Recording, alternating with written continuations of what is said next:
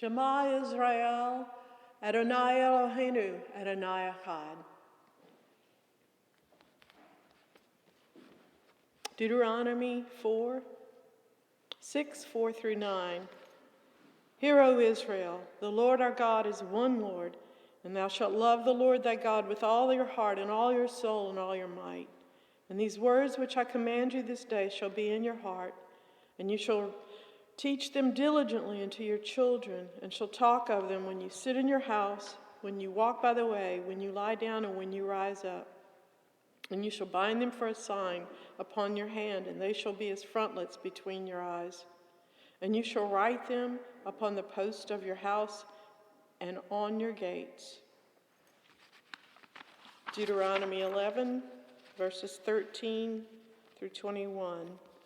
And it shall come to pass, if you shall hearken diligently unto my commandments, which I command you this day, to love the Lord your God and to serve him with all your heart and all your soul, that I will give you the rain of your land in its due season, the first rain and the latter rain, that you may gather in your corn and your wine and your oil. And I will send grass in your fields for your cattle, that you may eat and be full. But take heed to yourselves that your heart be not deceived, and you turn aside and serve other gods and worship them. And then the Lord's wrath be kindled against you, and he shut up the heaven that there be no rain, and that the land yield not her fruit, unless ye perish. And the land yield not her fruit, unless ye perish quickly from off the good land which the Lord giveth you. Therefore shall you lay up these my words in your heart and in your soul, and bind them for a sign upon your hand, that they may be as frontlets between your eyes. And you shall teach them your children, speaking of them, when you sit in your house, when you walk by the way, when you lie down, and when you rise up. And you shall write them on the doorposts of your house and upon their gates, and that your days may be multiplied, and the days of your children in the land which the Lord sware unto your fathers to give them, as the days of heaven upon the earth. Numbers 15:37-41. And the Lord spake unto Moses, saying, Speak unto the children of Israel, and bid them that they make them fringes in the borders of their garments throughout their generations, and that they put upon the fringe of the borders a ribbon of blue. And it shall be unto you for a fringe, that ye may look upon it, and remember all the commandments of the Lord, and do them, and that ye seek not after your own heart and your own eyes, after which you used to go a-whoring, that you may remember and do all my commandments, and be holy unto your God. I am the Lord your God, which brought you out of the land of Egypt, to be your God. I am the Lord your God.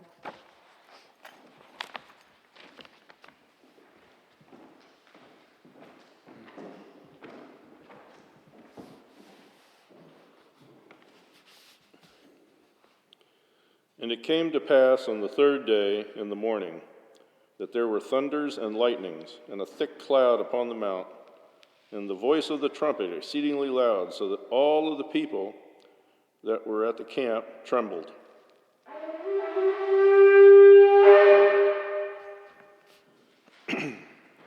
And God spoke all these words, saying, I am the Lord thy God, which have brought thee out of the land of Egypt, out of the house of bondage. Thou shalt have no other gods before me. Thou shalt not make unto thee any graven image, or any likeness of anything that is in heaven above, or that is in the earth beneath, or that is in the water under the earth. Thou shalt not bow down thyself to them, nor serve them. For I, the Lord thy God, am a jealous God, visiting the iniquity of the fathers upon the children, unto the third and fourth generation of them that hate me, and showing mercy unto thousands of them that love me and keep my commandments. Thou shalt not take the name of the Lord thy God in vain, for the Lord will not hold guiltless that taketh his name in vain. Remember the Sabbath day, to keep it holy. 6 days shalt thou labor, and do all thy work. But the seventh day is the Sabbath of the Lord thy God. Thou shalt not do any work, nor thy son, nor thy daughter, nor thy manservant, nor thy maidservant, nor thy cattle, nor thy stranger that is within thy gates. For in 6 days the Lord made heaven and earth, the sea and all that is in them, and rested the seventh day. Wherefore the Lord blessed the Sabbath and hallowed it. Honor thy father and thy mother, that thy days may be long upon the land which the Lord thy God has given you. Thou shalt not commit murder. Thou shalt not commit adultery. Thou shalt not steal. Thou shalt not bear false witness against your neighbor. Thou shalt not covet thy neighbor's house. Thou shalt not covet thy neighbor's wife, nor his manservant, nor his maidservant, nor his ox, nor his ass, nor anything that is thy neighbor's.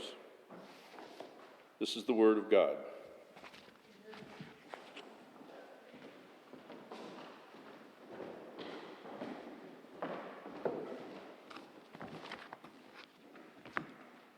All right, good morning. Shabbat Shalom and welcome to United Israel World Union.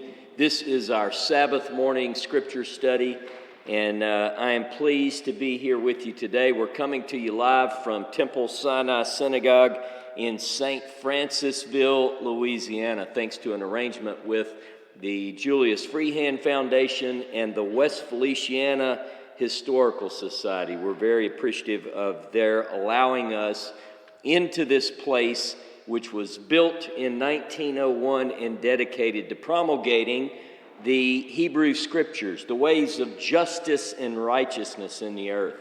And to think that now in the modern day, we're able to do that via the World Wide Web in a way that they couldn't have even imagined. At least I think they couldn't. But think about that. So I'm so excited. Now let me say one thing about today's date. December the 7th. I know a lot of people are thinking of the date that will live in infamy, and I am as well. But I'm also thinking about a very positive turn of events that took place on this date. December the 7th, 2005, I received the keys to this building. So 14 years ago today, I walked into a man's office here at the town, and I told him what I wanted to do, and he handed me the key and said, I'm glad that it will be used for what it was originally intended to be used for. So today is a very special day because we were here. We were here for nearly 6 years, I guess, and then we had to leave, and then we came back. We're back now, and so goes the story of Israel, introduced to us in the Torah by the name Yaakov or Jacob. And so I'm going to be talking about that today. But again, I wanted to welcome you. I'm glad that you're here with us today. A special shout out to the ladies who are in Mississippi. All ladies in Mississippi, I guess, but particularly the ladies who are assembled at Jodelle and Jack Onstott's for the women's conference. So I'm glad that you're there, and I hope that this weekend serves to be a time of refreshing for all of those in attendance, and I'm sure that they'll do this again. So if you weren't able to make it this year, perhaps next year. But we are here today to talk about the Torah, to talk about the story of Jacob. And as I said, the story of Jacob is one of many ups and downs. We're going to talk a little bit more in detail as we work through the material, but I want to focus on a certain aspect of the life of Yaakov. He leaves and he comes back. Years ago, one of my teachers, Johnny Powell Yokanani, many of you know him, he told me that at its core, the biblical message is one of depart and return. Depart and return. And when you think about that, you can come up with several biblical stories which say that, which promote that particular idea of leaving and coming back. So at its core, That's the message. The people, humans in general, were placed in Gan Eden, in paradise on earth. And you've heard the phrase, paradise lost. So in a very broad way, humanity and the story of human existence is one of depart and return. Man was given dominion and placed in a very special place created in specific for him or them, but they had to leave. And since that time, humanity has been wandering, as the Bible describes it, navanad, as a fugitive and a wanderer, trying to come back into that paradise, Gan Eden. And by the way, I'm going to bring this in our story today, but at the gate of Eden, when the children of Israel, or when Adam and Eve are banished therefrom, there was placed at the gate a cherubim, cherubim, as most people say in English, guarding the way to the tree of life, keeping humanity outside those bounds. Today's teaching, I'm excited to present to you today, Torah reading known as VaYetzay. VaYetzay is that portion of the Torah in the patriarchal narratives focusing on the life of Jacob from Genesis chapter 28, verse 10, through chapter 32 and verse 3. VaYetzay. And it comes to us, as most of these Torah readings are called, after the first significant word in the reading to which it's ascribed. So I'm going to read to you the opening of the Torah portion. This particular Torah portion begins, VaYetzay Yaakov mi Beersheva vayelech Haranah. And Jacob went forth from Beersheba and went towards Haran. Jacob went forth. VaYetzay. It's the story of Jacob leaving, and by the end of today's Torah portion, he's coming back.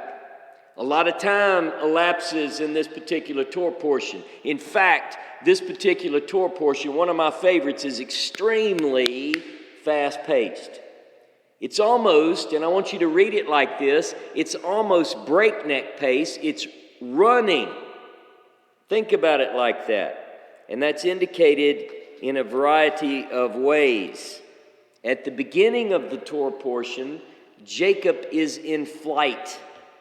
He's fleeing from his brother Esau after acquiring, let's just say, the birthright and the blessing. And his mother tells him, your brother is going to kill you.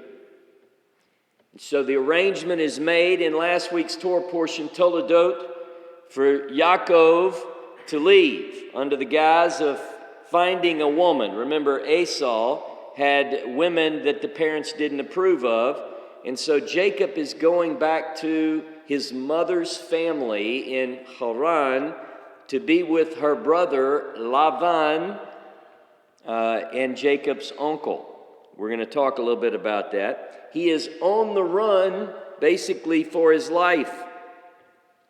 From start to finish, this particular Torah portion, though, is fast-paced, and one other indication that it is, to me, is that in this particular Torah reading, we have no white spaces. From the beginning of the Torah reading in Genesis chapter 28, verse 10, there's not a single break. It'd be like reading 4 or 5 chapters in a book without any indentation indicating a pause or a paragraph even.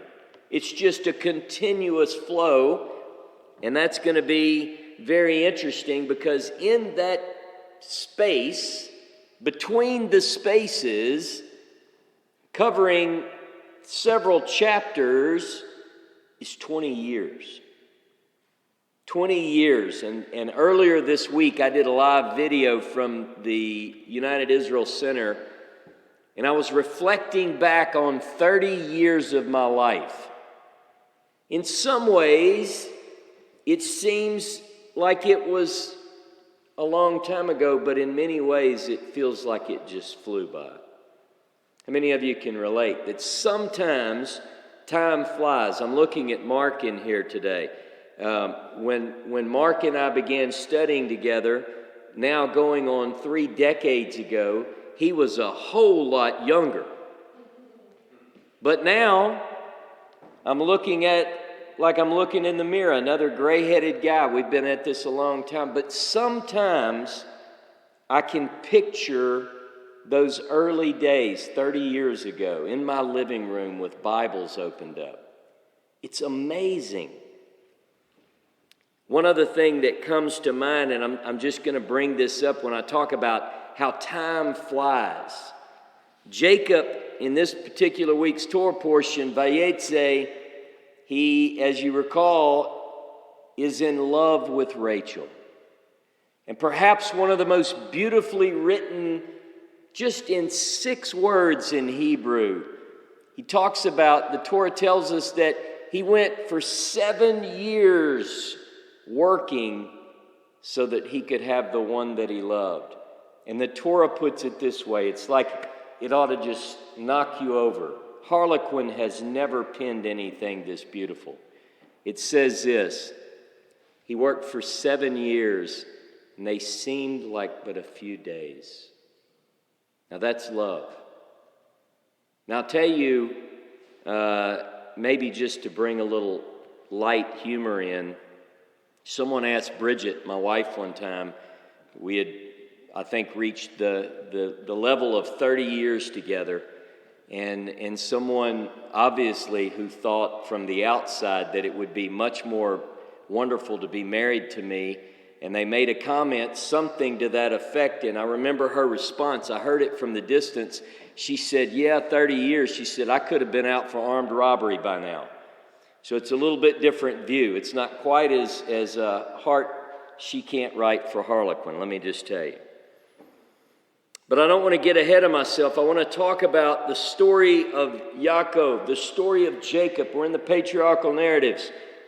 The story of Jacob in the Torah takes up about half of Genesis. Jacob lives to be 147 years old. At the reunion when he is brought to Egypt, you know, I'm just touching on this. He's brought before Pharaoh, and he describes his life this way. He said that my days have been few and bad. He's looking back on his life, the ups and the downs, and he says, my days haven't even, I'm paraphrasing, my days haven't even attained the length of days of my fathers. But the life of Jacob sets the stage not only for the historical narrative, but it paves the way for everything which follows in biblical literature. He is arguably the single most important figure in biblical literature. I want you to look with me at Hosea chapter 12.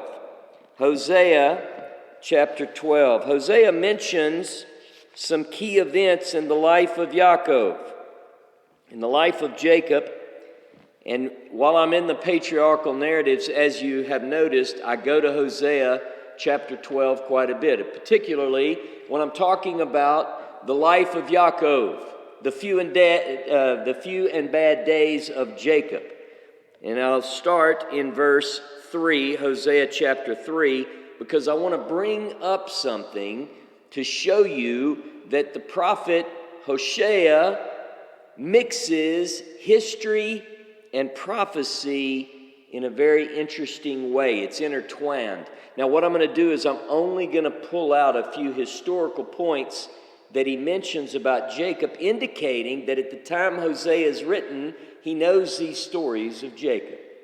It says in verse 3 of chapter 12, let's see, and Jehovah has a controversy with Judah and will punish Jacob according to his ways, according to his doings will he recompense him. He took his brother by the heel in the womb. Remember that story? That's in Toledot. That's last week's Torah portion. And by his strength, he strove with God. He strove with a malach. Translated angel means messenger.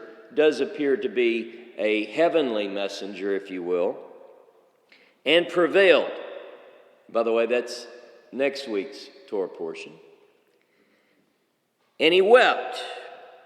And he made supplication to him. He would find him in Bethel, and there he would speak with us.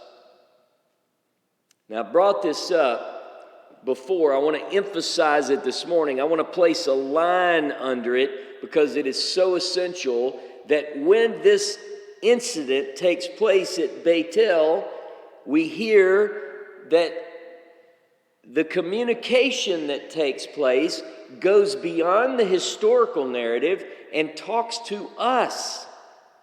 Some translations change that and they say, and there he spoke with him, because it makes more sense. But the Hebrew indicates that he is speaking to us through this ancient event. And it ends, but Jehovah is the God of hosts. Jehovah is his name. Now go down to verse 12, verse 13.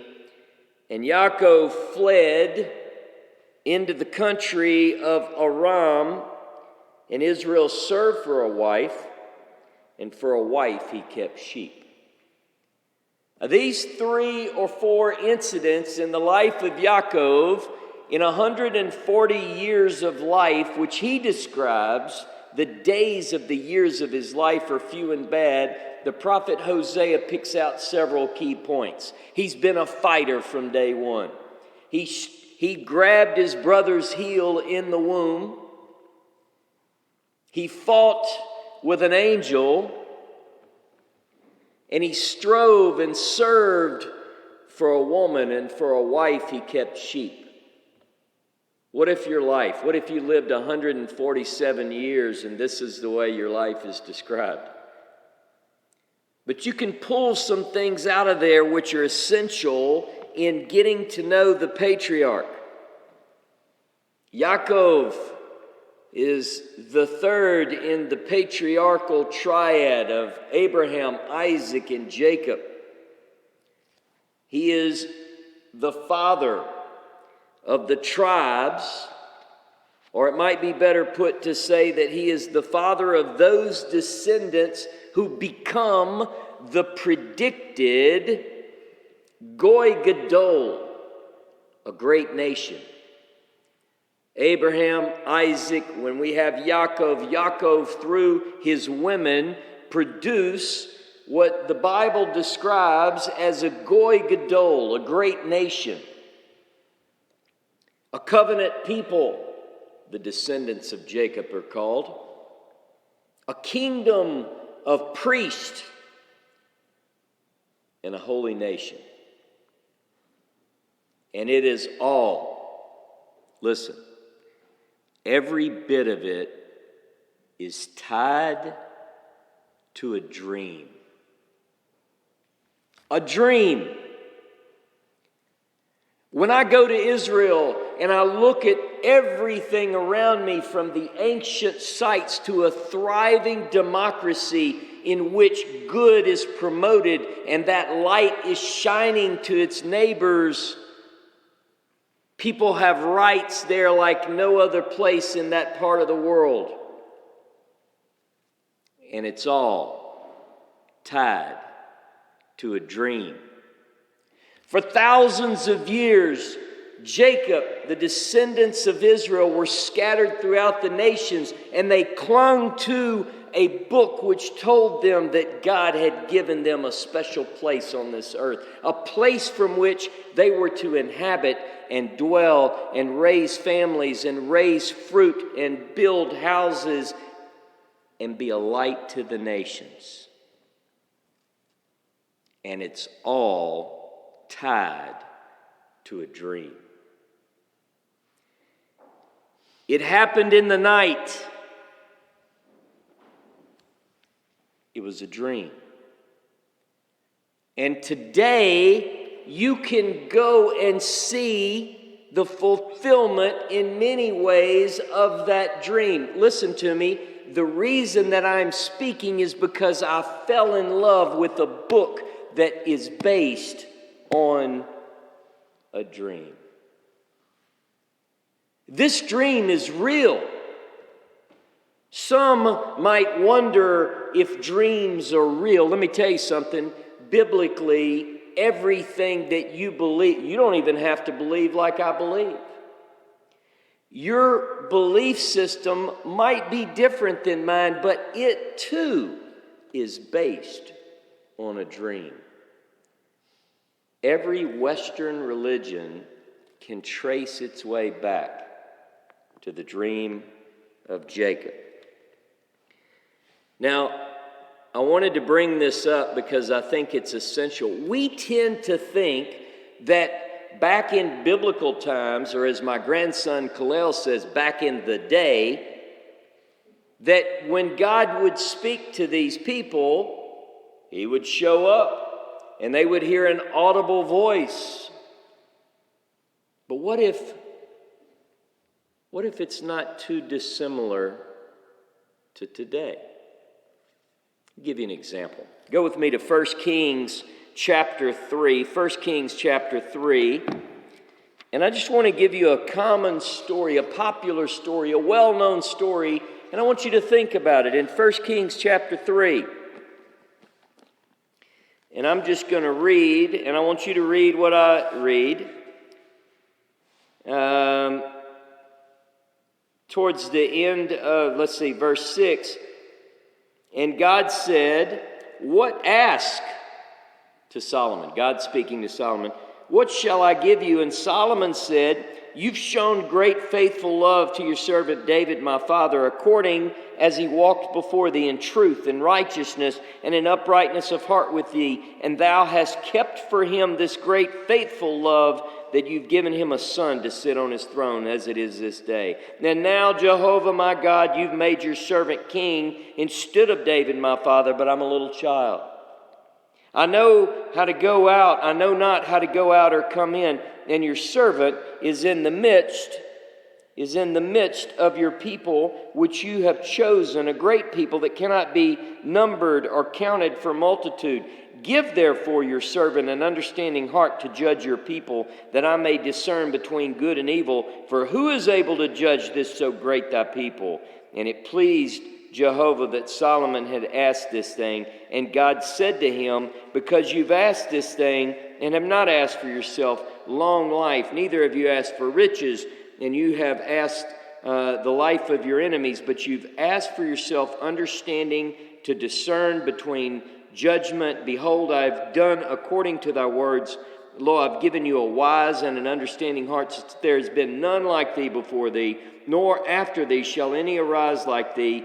And also I've given thee that which you've not asked, both riches and honor, so that there shall not be any among the kings like you in all your days. And if you walk in my ways to keep my statutes and my commandments, as your father David did walk, then I will lengthen your days. Beautiful story. Jehovah and Solomon, if you only read what I read, are having a conversation. And God says, what can I give you? What would you ask? And Solomon asked for wisdom to lead God's great people. And God answers him in a dream. Look at verse 3, which I skipped, or verse 5. In Givon, Jehovah appeared to Solomon in a dream by night. Everything which follows is in a dream. And at the end of that, in verse 15, it says, and Solomon awoke, and behold, it was a dream. Now, I think a lot of times people have a picture of the way that the communication between God and man work. I remember as a child even, I used to think, I just wish that God would talk to me like he spoke to, name your favorite biblical character. What if he is? What if it's not too dissimilar? Listen, everything to do with this biblical patriarchal plan, which is set and established to change the world in which we live, is based on a dream. Because that's the way God communicates.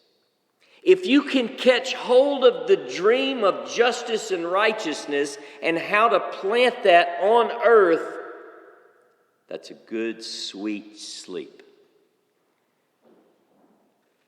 Look with me to the book of Bamidbar, to the book of Numbers, chapter 12, to underscore this just a little bit more. Numbers chapter 12, I just want to read one verse, but I want you to listen to it. I want it to sink in. I want you to hear in Numbers chapter 12, verse 6, and he said, "Hear now my words," this is Jehovah speaking, "if there is a prophet among you, I, Jehovah, make myself known to him in a vision and speak to him in a dream." We tend to look at the communication between God and the prophets of old.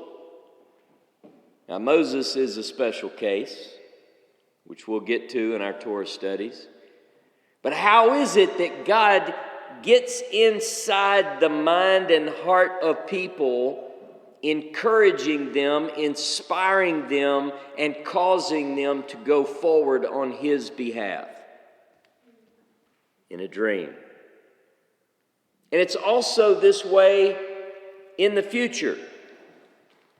It's not going to be a different method when we look into the future. If you look at the prophet Joel, chapter 3, verse 1, if you're in an English Bible, it's going to be chapter 2, verse 28, if my memory serves me.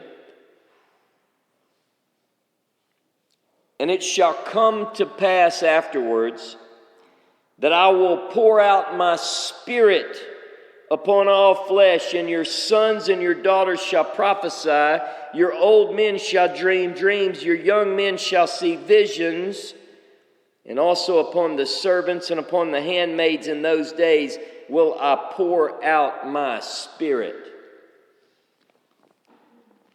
Perhaps we've been thinking about connecting with God in the wrong way. Let me tell you something. Remember in 1 Samuel, when in chapter 3, when Samuel is sleeping in the holy place and he hears, "Shmuel, Shmuel." And he wakes up and he runs to Eli, the old priest, and he says, "You called." He said, "I didn't call you. Go back to bed." He goes back to bed. He gets up. He hears it again in his sleep. "Shmuel, Shmuel." He jumps up. He runs to Eli. "You called." Now, this goes on 3 times. And finally the priest says, "Aha! The Lord's calling you." Next time you hear it, say this: "Speak, Jehovah, your servant is listening."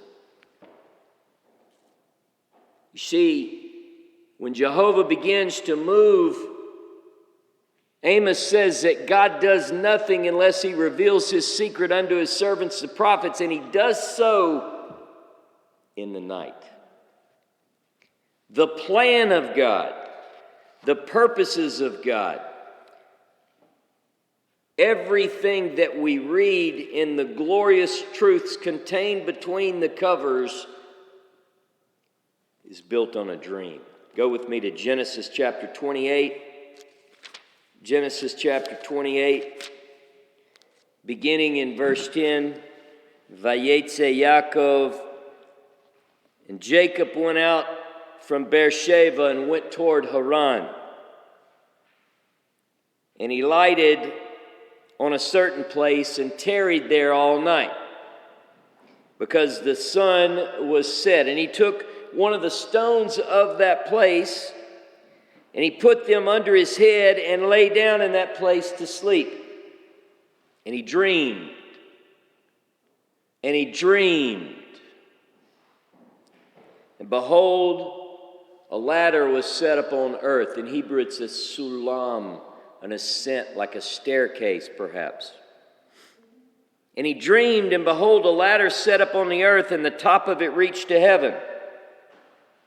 And behold, the angels of God ascending and descending on it. And behold, Jehovah stood above it and said, I am Jehovah, God of Abraham your father, and the God of Isaac. The land on which you lie, to thee will I give it, and to your seed. And your seed shall be as the dust of the earth, and you shall spread abroad to the west, and to the east, and to the north, and to the south. And in thee and in thy seed shall all the families of the earth be blessed. And behold, I am with thee, will keep thee in all the places in which you go, and I will bring you back to this land.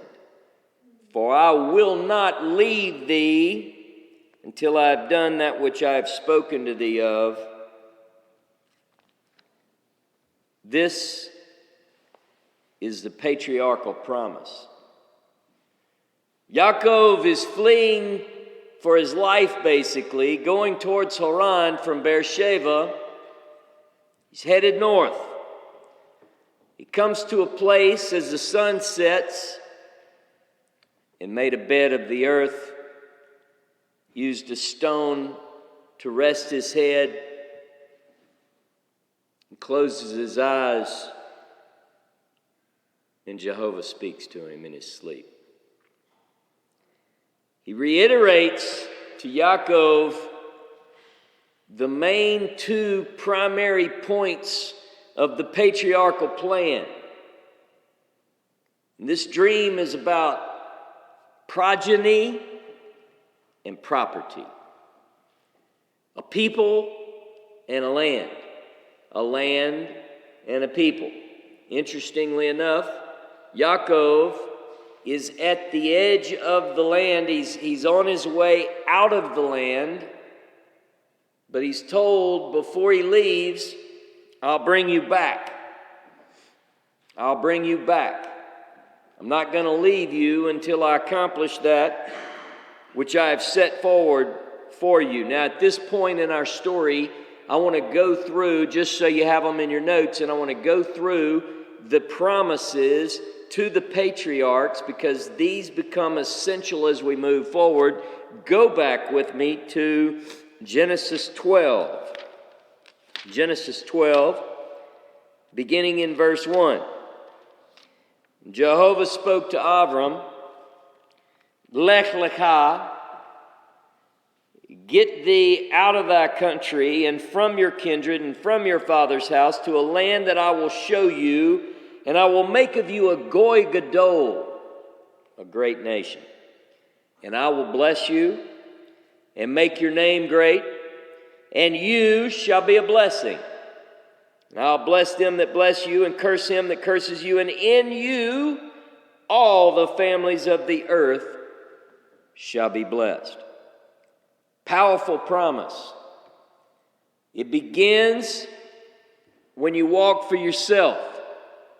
We know from Joshua 24 that Abram at the time lived across the river and was part of an idolatrous group.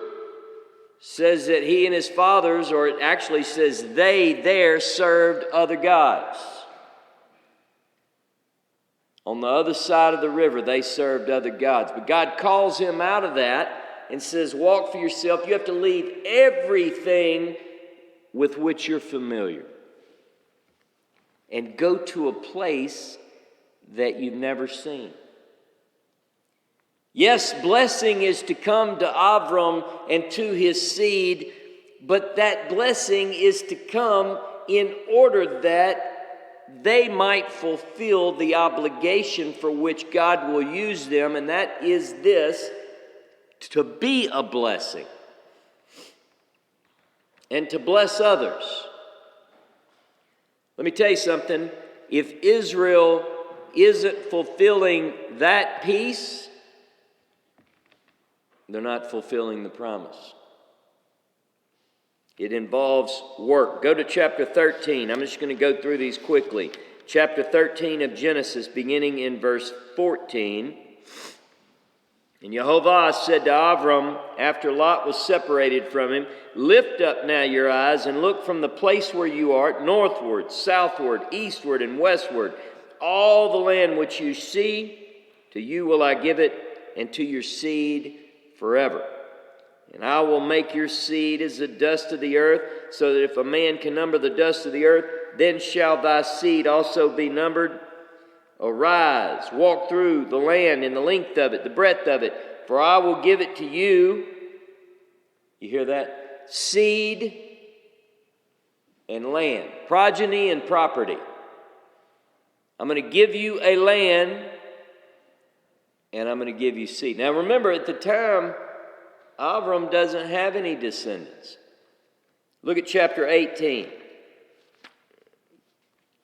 I put these in my notes last night because they weren't originally in there, but they should have been, so they are now. Verse 17 of chapter 18, Genesis, Jehovah said, shall I hide from Abraham that thing which I intend to do?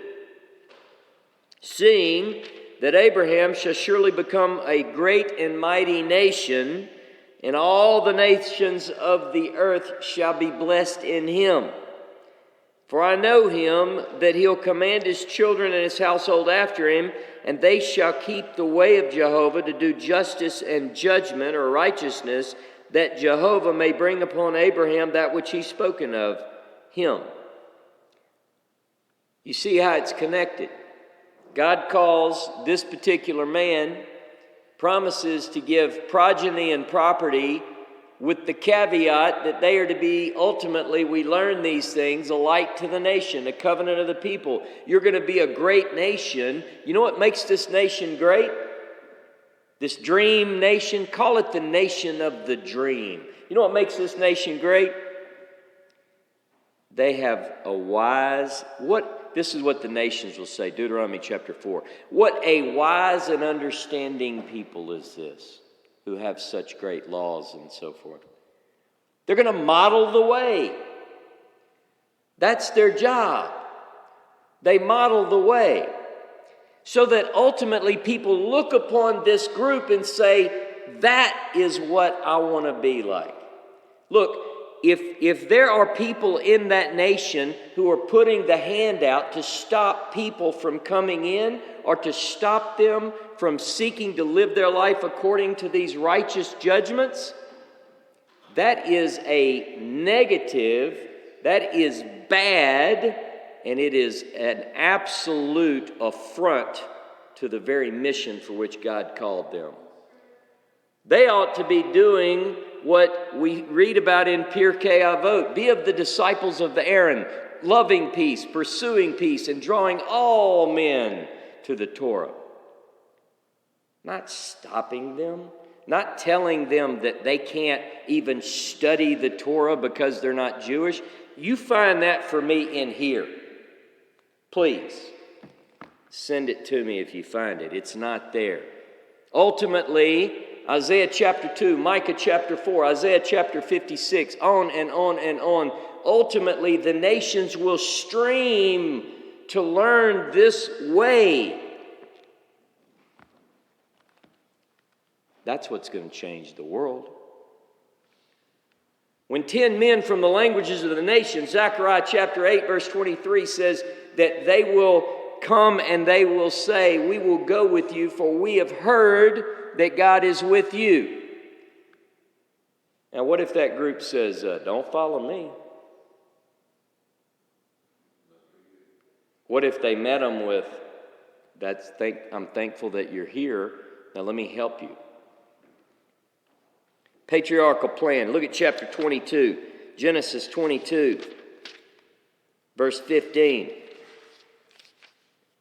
And the Malach, Yehovah, angel of the Lord, as the English puts it, called to Abraham out of heaven the second time and said, By myself have I sworn, says Jehovah, because you've done this thing and have not withheld your son, your only son, that I will exceedingly bless you.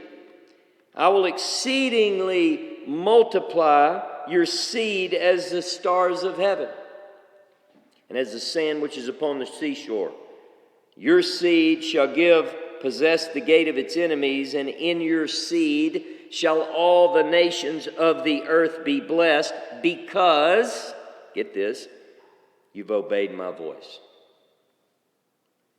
Because of Abraham's obedience, it brings us to the phase where the seed will be multiplied, and as the stars of heaven, the dust of the sea, they'll possess the gates of their enemies, and all the nations of the earth will be blessed because Abraham is obedient. Look at chapter 26, Genesis 26. Now this is, we've shifted to Isaac now. Chapter 26 of Genesis, verse 3, God tells Isaac, verse 2, Go not down into Egypt, dwell in the land which I shall tell thee of, sojourn in this land, and I'll be with you, and I'll bless you. For to you and to your seed I'll give all these countries, and I will perform the oath which I swore to Abraham your father, and I'll multiply your seed as the stars of heaven. And I'll give to your seed all these countries, and in your seed shall all the nations of the earth be blessed, because Abraham obeyed my voice, kept my charge, my commandments, my statutes, and my laws. Patriarchal plan is a global plan. You see, the story of the Torah begins in a universal way.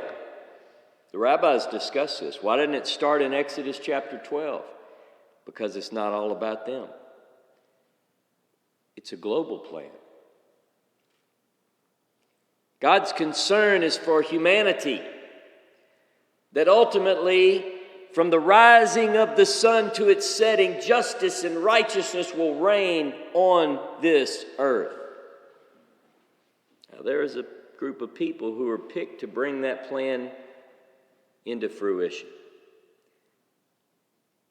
Abraham, through Isaac, through Jacob, is designated as a people, a priestly nation, a kingdom of priests, a holy nation, a covenant people, a light to the Gentiles. And it's all based on a dream. In Jacob's story, in this week's Torah portion, in addition to getting the same charge and getting the same description of a blessing, and knowing that it is hinged on, connected with an obligation to be a blessing to the nations of the world, he gets another piece of information.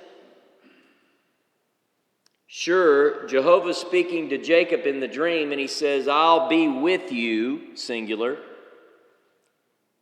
But he seems to be describing more than Jacob. Remember in Hosea chapter 12, it says at Bethel he spoke with us? Well, let me show you the us. He says, your seed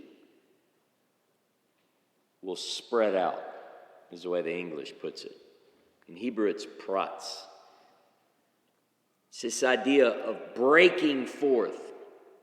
West, east, north, south. He's not talking about Jacob as a person. It's there he's speaking with us. Hosea chapter 12. And you know what he says? He said, I'll be with you wherever you go, and I will bring you back. I will bring you back. Look with me. I'm going to show you a few passages. This is the single most important, most consistently used passage in the prophets because, listen to me, God speaks to prophets in a dream, and you know what he's conveying to them? He's telling them the dream that the whole plan is based on. You know what this dream is about? You're leaving, you're coming back. He says, I will bring thee back. If there's one thing that the Bible sounds forth over and over through the lips of the prophets is, I will bring thee back. You can look at this on an individual basis. How many of us wandered off the path and we would attribute our coming back to the God of creation? I will bring thee back. Look with me. Go with me. I'll just hit a few of them that I know. Jeremiah chapter 12. Jeremiah chapter 12. Love some Jeremiah. Yirmiyahu. Verse 15.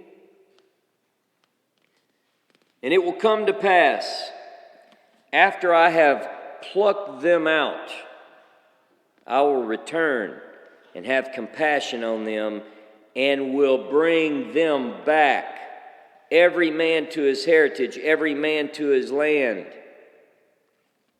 You see, Israel has to leave, so does Israel's seed has to leave the land, but God says, and I will bring them back. Look at chapter 16, Jeremiah 16, and verse 15.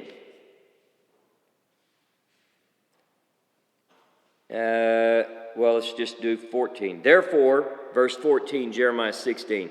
Behold, days are coming, says Jehovah, when it will no longer be said, as Jehovah lives that brought up the children of Israel out of the land of Egypt, but as Jehovah lives that brought up the children of Israel from the land of the north and from all the lands into which he had driven them, and I will bring them back into their land that I gave to their fathers. Look at chapter 24, Jeremiah 24. Jeremiah is full of this idea. Jeremiah 24,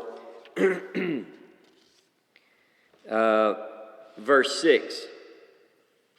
My eyes upon them for good. I will set my eyes upon them for good, and I will bring them again to this land. And I'll build them and not pull them down. I will plant them, not pluck them up. And I will give them a heart to know me, that I am Jehovah. And they shall be my people, and I'll be their God. For they shall return to me with their whole heart. Let me tell you something. There's a connection here between returning to Jehovah with all the heart and returning to the land that he gave to the fathers. Chapter 27, Jeremiah 27, verse 22, 21. By the way, this is in particular to Judah. For thus says Jehovah of hosts, the God of Israel, concerning the vessels that remain in the house of the Lord and in the house of the king of Judah and Jerusalem, they shall be carried into Babel, and there they shall be until the day that I take heed of them, says the Lord. Then I will bring them up and restore them to this place. He is actually bringing back not the people. You can scratch that one off your notes. I had it in there, but it's part of the restoration, but it's not specific about the people. Look at chapter 30, verse 3. Let's start in verse 1. The word that came to Jeremiah from Jehovah, saying, Thus speaks Jehovah, the God of Israel, saying, Write all the words that I've spoken to you in a book, for lo, days are coming, says Jehovah, when I will bring back the captivity of my people Israel and Judah, says Jehovah.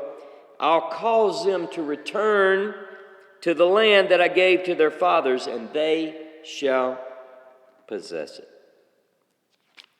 When God tells Jeremiah that he's going to bring the people back to the land that he promised to the fathers, he's talking about the same promise that Jehovah makes in a dream to Jacob at Bethel. Jacob heard this: I'll be with you wherever you go. and I'll bring you back. Your descendants will be to the west, to the east, to the north, and to the south, and I'll bring them back. Look at Jeremiah chapter 32. Verse 37, Behold, I will gather them out of all the countries into which I've driven them in my anger and in my fury and in great wrath, and I will bring them back to this place, and I'll cause them to dwell safely, and they shall be my people, and I will be their God, and I will give them one heart and one way, and they shall fear me forever for their good and that of their children after them. And I'll make an everlasting covenant with them that I will not turn away from doing good to them, but I will put my fear in their hearts. They will not turn aside from me. I will rejoice over them to do them good, and I will truly plant them in this land with all my heart and all my soul. This is the thing that God will do with all his heart and soul. Look at Zechariah chapter 10. Zechariah chapter 10. Listen to me. The prophetic plan is based on a dream. And in that dream, Jehovah spoke to us. Jeremiah 10:6. I'm sorry, Zechariah 10:6. And I will strengthen the house of Judah, and I will save the house of Joseph, and I will bring them back again. For I have had mercy on them, and they shall be as though I had not cast them off. For I am Jehovah their God, and will hear them. Look at verse 10. Verse 9. And I will sow them among the peoples, and they shall remember me in far countries. And they shall live with their children and shall return. And I will bring them back out of the land of Egypt, gather them out of Assyria. I will bring them into the land of Gilead and Lebanon, so that there will be no room for them. The promise that God makes is an eternal promise whispered to Jacob while his head rested on a stone in Bethel. On his way out of the land, Jehovah speaks to him in a dream. And Jacob wakes up. In chapter 28 of Genesis, verse 16 through 22, I'm just going to tell you, he wakes up and he said, "How awesome is this place?" It's none other than the gate of God, the gate of heaven.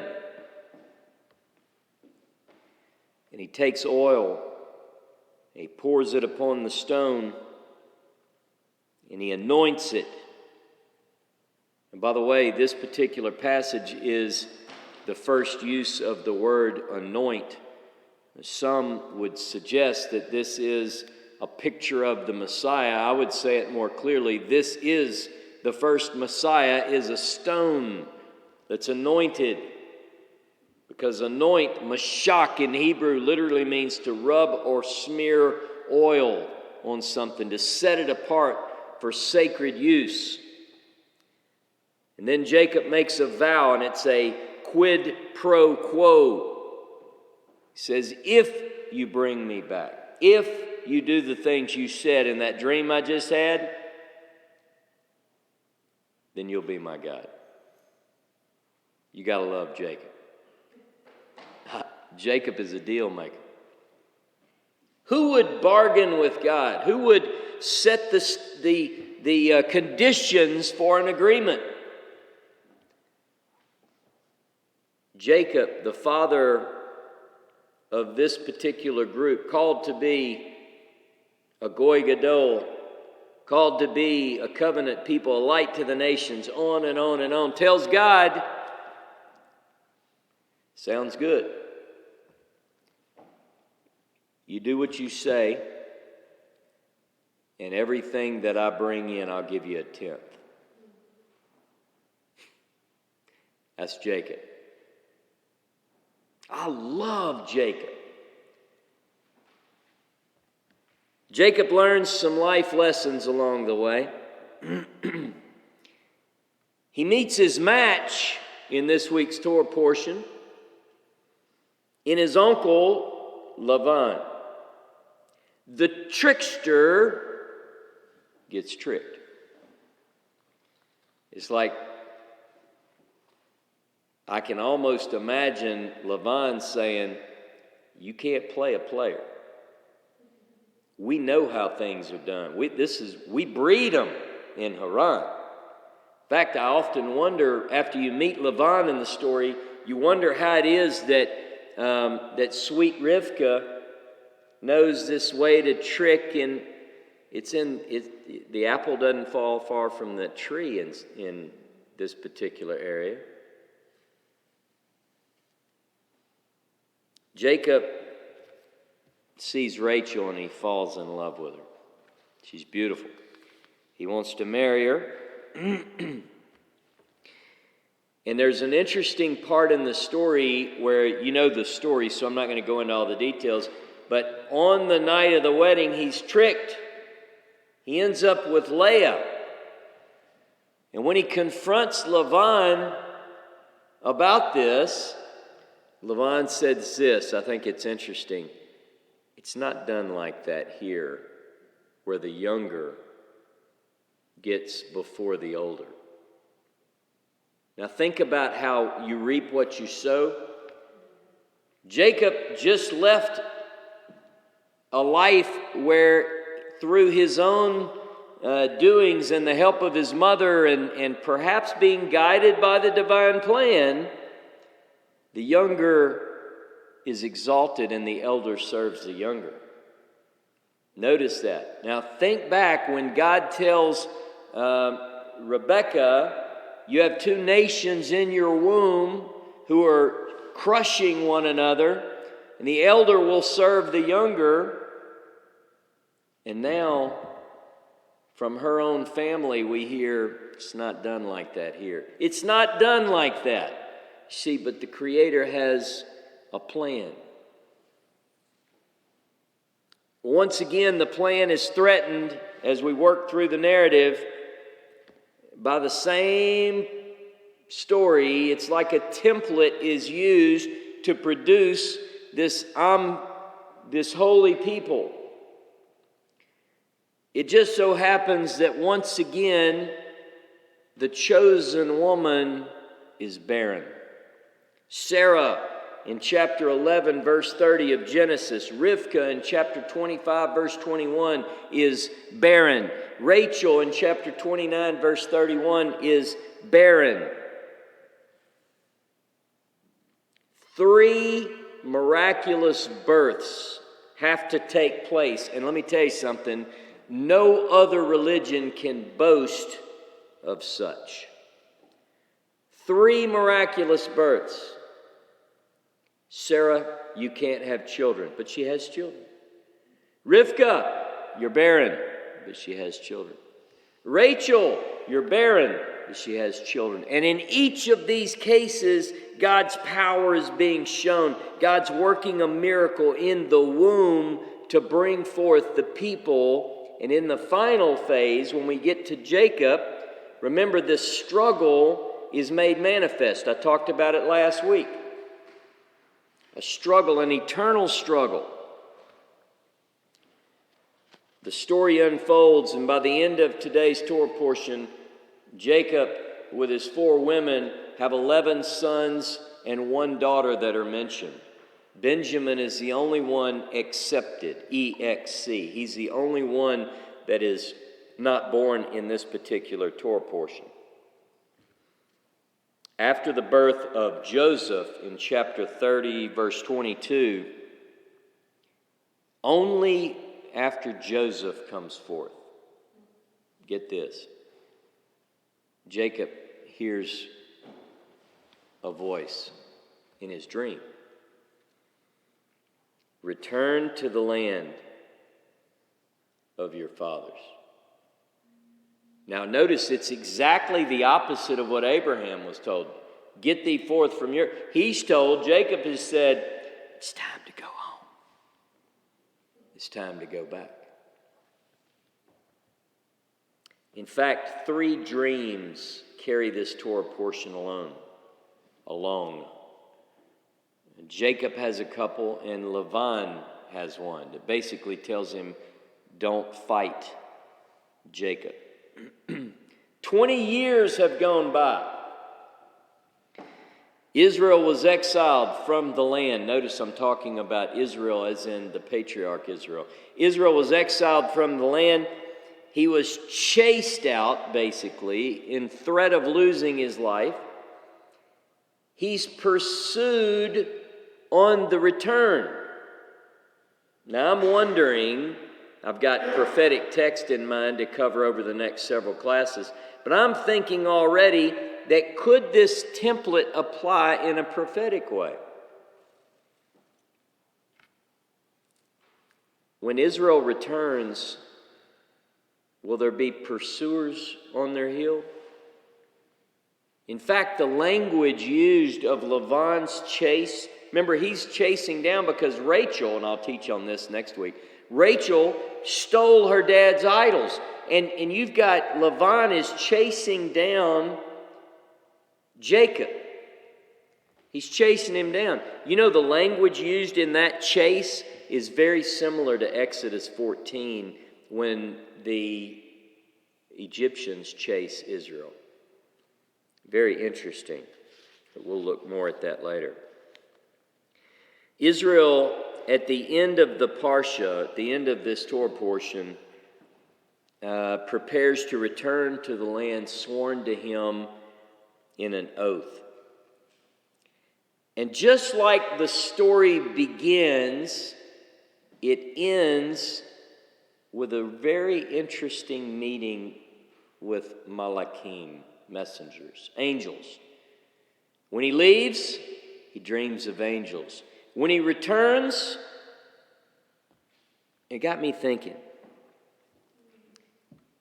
is that land guarded in a similar way? Maybe we can't see it. By messengers. Jacob sees them in the spirit, if you will. When he leaves, he calls the place Bethel, the house of God. When he comes back, he's at another place called Mahanaim, which means two camps. We're going to learn more about that in next week's Torah portion. But he says this is the camp of God. God is at the going out and at the coming in.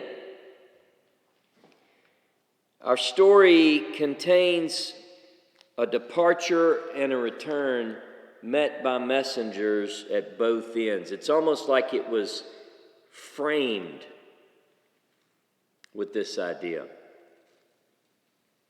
A dream with a promise of returns begins in this week's Torah portion. And I want you to listen to this. I want you to, talking about a dream and the return. Go to Psalm 126. Psalm 126. This is a ma'alot, a song of ascent. When Jehovah brought back the captivity of Zion, we were like men in a dream. Then was our mouth filled with laughter and our tongue with singing. Then they said among the nations, Jehovah has done great things for them. Jehovah has done great things for us. We are glad. Bring back our captivity, O Jehovah, like the streams in the Negev. They who sow in tears shall reap in joy. He who goes weeping on his way, bearing a bag of seed, shall come back with a joyful shout, carrying his sheaves. When Jehovah brings back the captivity, by the way, the translation there, captivity, it literally, and that's an interesting phrase, to study. It basically is when Jehovah causes to return the returners. It uses the repetition of the word shuv. It says, we were like those who dream. The very plan and purpose of God is communicated on the wings of a dream. And in the real world, we would say, as it's acting out, the returnees are saying, it was like a dream. Have you ever had a dream that's so real that when you wake up, you're like, golly, that felt like it was really happening?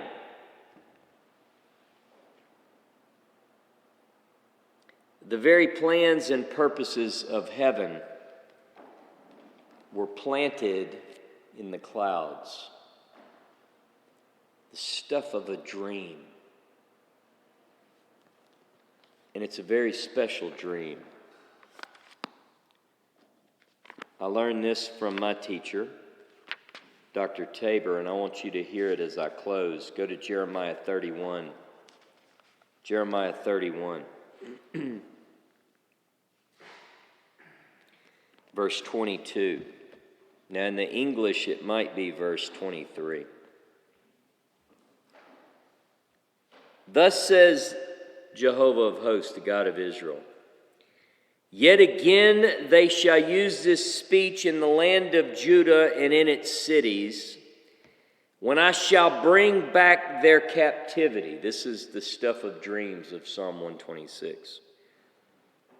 Jehovah bless thee, O habitation of justice and mountain of holiness, and in it shall dwell Judah and all its cities together, the farmers, and they that go out with the flocks. For I will satisfy the weary soul, and I will replenish every languishing soul. Upon this I awoke and beheld, and my sleep was sweet to me.